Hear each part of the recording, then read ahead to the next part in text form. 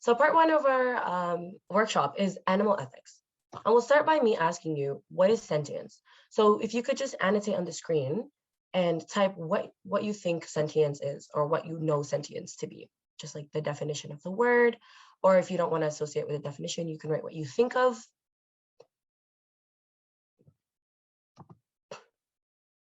That's really, really good response, responding to feeling. It's interesting that you say that, because sentience is the ability of animals, or animal sentience specifically, not sentience in general, but animal sentience is the ability of animals to feel, experience, and emotions. So joy, for animals to be happy, or pleasure, pain, fear, to be scared. It's really their capacity to be able to feel both positive and negative states. And so this really helps us drive animal welfare, because we want to mitigate being the reason for those negative states. And that's why animal law protection laws exist as well. So there's this really famous quote that a lot of people use all the time, and it's by Jeremy Bentham, who was actually the very first Western philosopher to grant animals equal consideration from like a moral theory instead of a religious one. And so he said, the question is not can they reason, nor can they talk, but can they suffer? Why should the law refuse its protection to any sensitive being? So really, if animals can suffer, why would we not grant them the moral standing of having them not suffer? So Jeremy Bentham was the first to bring this up, but then we do have some philosophers that work with animal rights, and the two that we'll be discussing are Tom Regan and Peter Singer. So Tom Regan argues that animals do not have lesser inherent value than we do. So inherent value is basically something that means the animal is valuable in itself, not valuable for what it provides to humans. So a cow has inherent value, not instrumental value.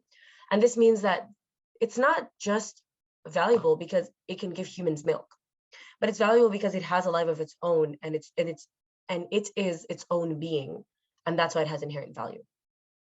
So he says, Reagan, he argues that inherent value belongs equally to anyone who's experiencing the subjects of a life. So he says that we have to recognize this equal inherent value between humans and animals, and that animals are very much sentient and they experience these subjects of a life. Remember, we talked about them experiencing joy and pleasure and pain and fear. And so instead of having them have instrumental value, they actually have inherent value, which is independent of their usefulness to us as humans. And that's why the conclusion for Reagan is it is unethical, which means it goes against ethics, to use animals for any human purpose, including science. That's what some people would argue. Peter Singer, on the other hand, used a different approach. His approach is called utilitarianism, and this is a moral philosophy based on the greater pleasure for the greatest number of people, or the greatest good for the greatest people. So what that means is doing something that's like a moral dilemma, going to be the best thing for the most number of people. And so he approaches this in a non-speciesist way. So speciesism is when you are valuing one type of species over another. So if you say humans are superior to animals, or dogs are superior to cats, that's being specious because you're holding one species over the other. And so he says that when we look at humans, and we argue that humans should not be using animals based on this utilitarianism, which means that us using animals does not overweigh human or the benefits of us using animals does not outweigh the pain that the animals feel when humans are using them. And he says when we're calculating these consequences, we have to take the interest of the animals into account as well, not just the humans, because if we don't, then we are considered to be speciesists and we're guilty of speciesism. And so he says that humans should not use animals based on this utilitarianism. And he also says that when we calculate these results, the only way you can justify the suffering of animals is if there are no alternatives and the benefits outweigh the costs. So if there's nothing else that we can use instead of an animal, and the benefits of using this animal outweigh their suffering by alleviating human suffering, So an example I would give would be like, some people would say using animals to do scientific testing, so mice. They are suffering, but because the results that we come up with are actually helping progress science, then that alleviates, or the amount of suffering that the animals are going through is not greater, excuse me, that the animals that get tested on, their suffering is not greater than the benefits that we get from that, because we're able to shape science and progress science. And so in that case, it is permissible and it justifies the suffering of the animal. But essentially that's what utilitarianism is. So Reagan says that it's because animals are subjects in themselves and have value in themselves. And Peter Singer says it's because the benefits don't outweigh the harms. So if you could just take a moment and annotate who you identify more with. So you can just annotate on the actual book. And they both wrote these in their books. So for Reagan, it's called The Case for Animal Rights. And Peter Singer's is called Animal Liberation. So you might hear about these books as well when you're taking an LFS course. I put myself in the middle. That's me, I'm the star. I say, okay, we can just move on. Ooh, clear. Okay. So that's the first part. And then we'll jump into the second part of animal welfare. There are many places that you can find animals in society or use animals in society. Can you think of any? You can just send them in the chat. You don't have to annotate on the screen if it's too difficult. I would say that we have animals as pets, for example. Those are called companion animals. We have animals just like in the forests, wildlife animals. We have animals in farms. Yes, thank you. So those are like farm animals. And then we also use animals in science, laboratory animals. So there are a lot of things that these animals might find stressful. And these things would be called stressors. So some of these stressors are physical stressors. They can be injury. So an animal gets hurt. They can be disease and animals feeling sick or ill. They can be from handling. So if you're being very rough with an animal in the way that you're handling it, it's like a physical stressor because you're physically stressing the animal out and you're hurting it. And then there are environmental stressors. So these are things that all animals can basically go through, like that stress animals out. So environmental stressors would be like lighting. So mice, for example, they're nocturnal. They like to be awake at night and they like to sleep during the day. But humans are not, so they like to be awake during the day and sleep at night. So if you're putting a mouse in a cage and then you're giving it the cycle of lighting of a normal human, which means that the light is on all day and off all night, that would be a very big stressor for the mice because that would mess with the way that they're meant to function. Smell can be really scary and a stressor. An example would be if you're visiting like a room where you do like a facility where you're doing testing for animals. If you go into the rat room with all the rats that are going to be tested, and then the smell of the rats is so strong it'll catch on your clothes. Then if you go into the mice room, the mice will get really, really spooked. They'll get really scared and they'll be really, really stressed because they can smell the smell of the rats, and they're like, not great friends. So like it's really stressful for them because they're prey. So that could be another thing. Housing. So having enough space to, move around in your cage or in your house. Having a house that's not too tight. You can move, you can sit. Housing is really big. Diet. Enrichment. So enrichment is getting like toys to play or things to build nests with. So pigs, for example, they have such an innate nest building behavior that if you don't give them supplies to build something with, they'll just go through the actions of building a nest. So imagine you don't have sticks and you don't have paper and you don't have all the things that you could use to make a nest as a pig. You'll just still walk on the concrete and just like pretend to pick the stuff up and then go back, pretend to put together a nest. And this can be really harmful because the concrete's hard. So when the pig is like going down to pick it up, it can like scratch them or hurt them and all this stuff. So like giving them supplies to build their nest. Same with mice, giving them supplies to build nests to play with is really important. It's called enrichment. You're enriching their housing. Diets is another one. So having enough food to eat, or maybe not having enough food to eat, having the right food to eat. It's not just about having food, but something that is appropriate is really important. And then, of course, social stressors is the last one. So we said physical, environmental, we have social stressors. So that means being able to socialize with people. Animals are social creatures, and so they can get lonely, or having a social hierarchy. So like sometimes chickens bully each other, and there's a social hierarchy where like there's a leader of the chickens, and then there's like the bottom of the barrel type of deal. And so again, hierarchies can be like a social stressor. Not having the ability to socialize, too much socializing, not having space of your own. For animals that are very territorial, can also be a stressor. Or being abandoned, like if you take a calf away from its mom at a very young age. Yeah. So those are all the different types of stressors.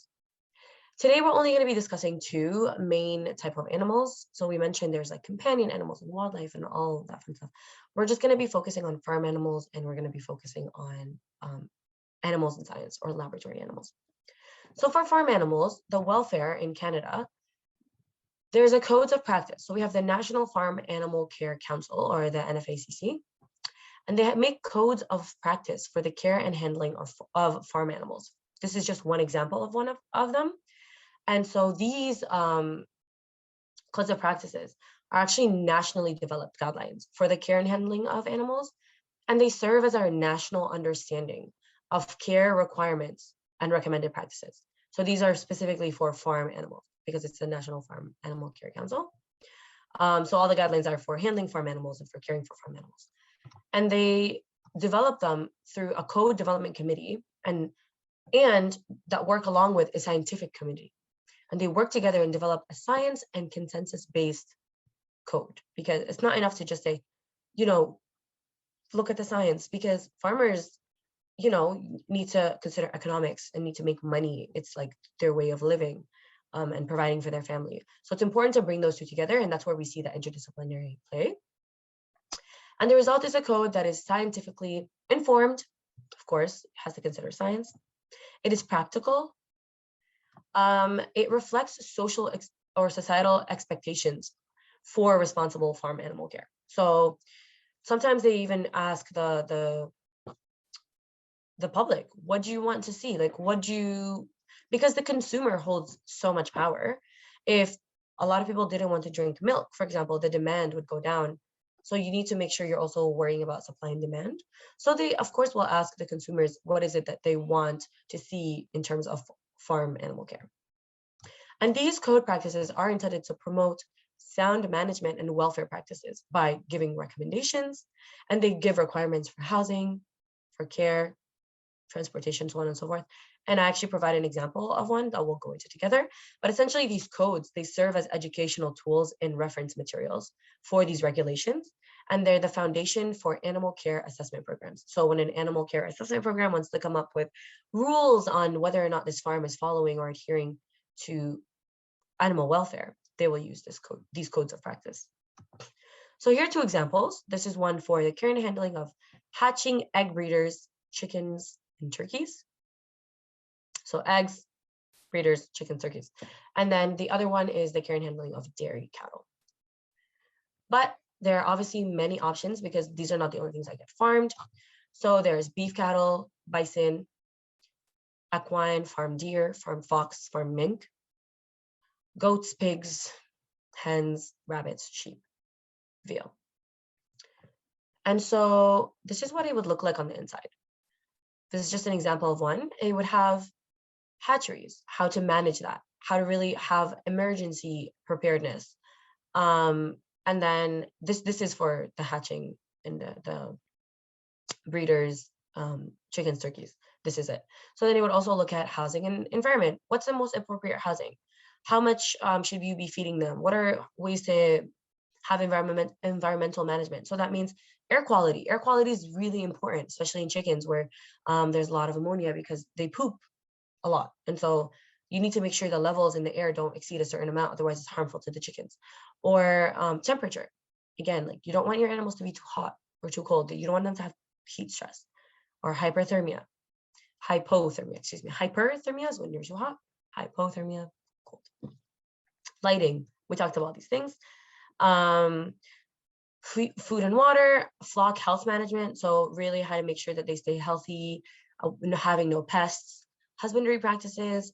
So transporting the animals, moving them, collecting semen, doing physical alterations. What if there's some harmful behavior that needs to be managed?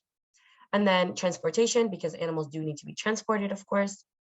And then finally, euthanasia. So if an animal gets really sick and it's really a sickness that is contagious, you don't want all the other animals to get sick as well. So you might have to euthanize. So this is like the most humane and most appropriate way to do so.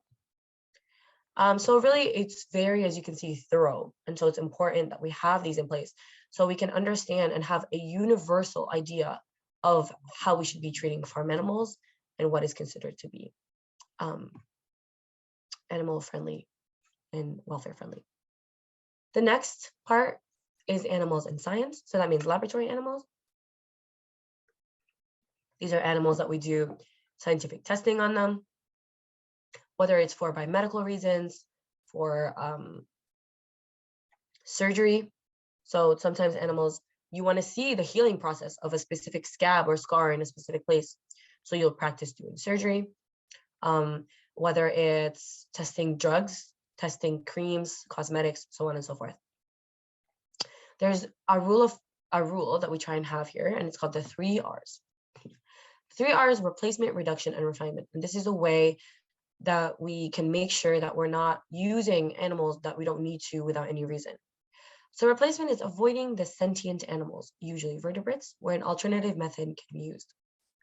So an example of this would be using an inanimate system, like a computer program or a mannequin, to try and emulate something that we want to emulate instead of using the actual live animal.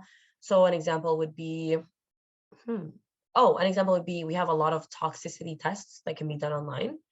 And so why use an animal to do different toxicity tests when you can just go to this far more accurate and more applicable to humans tool that is online? So there's 2 types of replacement. The first is called absolute replacement. So that's the use of an inanimate system, such as a computer program or a mannequin.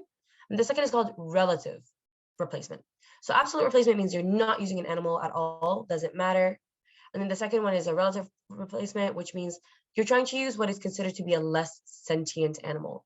So we mentioned that usually vertebrates are very sentient. So maybe you try to use an invertebrate, or you try to use bacteria who don't have the capacity to feel the same amount of pain to do those different studies as well. And so there is also a lot of disagreement now, and it's quite controversial, that invertebrates are not as sentient as vertebrates, because there's a lot of scientific study out there now coming out saying crabs can feel pain, squid can feel pain, octopus can feel pain. And so it's quite interesting to see the different science come out. But for the sake of, at the moment, replacement, we're trying to replace with invertebrates. Second is reduction, which is decreasing the number of animals that is used in an experiment. So this can be done through 2 ways. The first one is using fewer animals by experimental design and statistical analysis. So do the science. Do you really need 100 mice to do this test? Does your statistical data show that? Have you done the statistics to show you need a sample size of 100? Is 50 enough? Is 5 enough? Do you really need any at all that you need to go to replacement? Can you use the bacteria instead? And then the second is maximizing the information obtained from the animal used in the experiment from the beginning of their use until their death. So instead of using 100 mice, can you use 50 mice, but really use the animal and get the maximum amount of data that you can get from that animal, so you don't have to keep using double the amount of numbers. But again, this can be a little tricky, because there has to be like a point in which you deem the animal in too much suffering and too much pain, and you have to euthanize them. Because if we're thinking about maximizing the information obtained from an animal used in the experiment, this can mean a lot of things, and it could be an extreme where you are just doing all sorts of really painful procedures to this animal over and over and over again. And from a scientific point of view, that's not even good science, because the stress the animal will go through will probably cause in a lot of biological changes that will lead the animal to be changed physiologically and behaviorally. And so you're not getting the most accurate results because they're no longer considered to be a healthy animal from the amount of stress. But then the second reason is we don't want to elongate the suffering of an animal that's already clearly very much suffering. So it'd be better for you to euthanize the animal and then use a different one, because that one will go through less pain, considering that they hadn't done any experimental scientific testing on it. And then the last one is called refinement.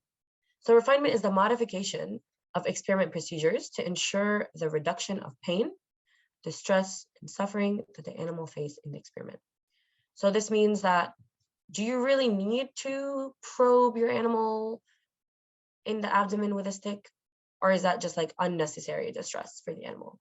So you're trying to refine your scientific methods to reduce the amount of pain. So will giving them an analgesic help, for example, is giving them pain medication that will decrease their pain medication, will that help reduction of pain, distress, and suffering? If so, then will it affect the scientific project? If it won't, and you can give it, then why not? So this can also be done through providing enrichment and better housing for the animals. So talked a little bit about enrichment and housing, but it'll reduce the distress and the suffering of the animal, because if you're just sitting in a cage waiting to be tested on, versus if you're sitting in a cage and you have things to play with, and it doesn't have to be something crazy. Mice play with tissues. So you can just give them some tissues and they'll go to town, they'll go crazy, they'll have a great time. And so sometimes it's just little things, but they make a huge difference in the welfare and the well-being of the animal. And the second is, again, we talked a little bit about this in reduction, but determining an endpoint for the animal's use in experiment to end its suffering.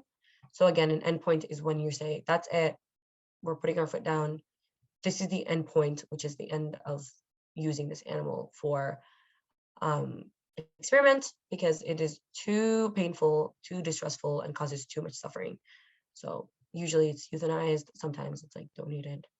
And we have something called the Canadian Council on Animal Care, or the CCAC, and they provide regulations that provide a certificate for good animal practice, which is called GAP. So this is a certificate that you can get as a lab, and it basically shows everyone like, hey, look at me, I have good animal practice, I adhere to animal welfare, I treat my animals well in my lab. And science that is ethical is, of course, good science. Science that is unethical is bad science. So the first one is, these are the regulations that they provide. So the first one is, the institution has completed the CCAC, or the Canadian Council on Animal Care programs. So the CCAC offer a ton of programs that different laboratories can complete. The second is, the institution's research facility was evaluated by the CCAC and is up to standards of their guidelines. So again, they have a lot of different guidelines for these lab animals, and making sure that the lab provides them. So the cages are big enough, there's enrichment in the housing, the temperature and the lighting is appropriate, so on and so forth. And then the last one is that the institution ensures the welfare of animals used in science. So of course, you do have to make it somewhat of a priority to be able to use these animals in science. So when you demonstrate all three, you get a good animal practice certificate, also known as the GAP certificate. So that's all we're going to talk about today in our workshop. I know that was a lot of information. Please feel free to ask me if you have any questions. Bring them in the chat at any point. And now we'll be jumping a little bit into missions. So Maddie, as well, you can feel free to stop recording.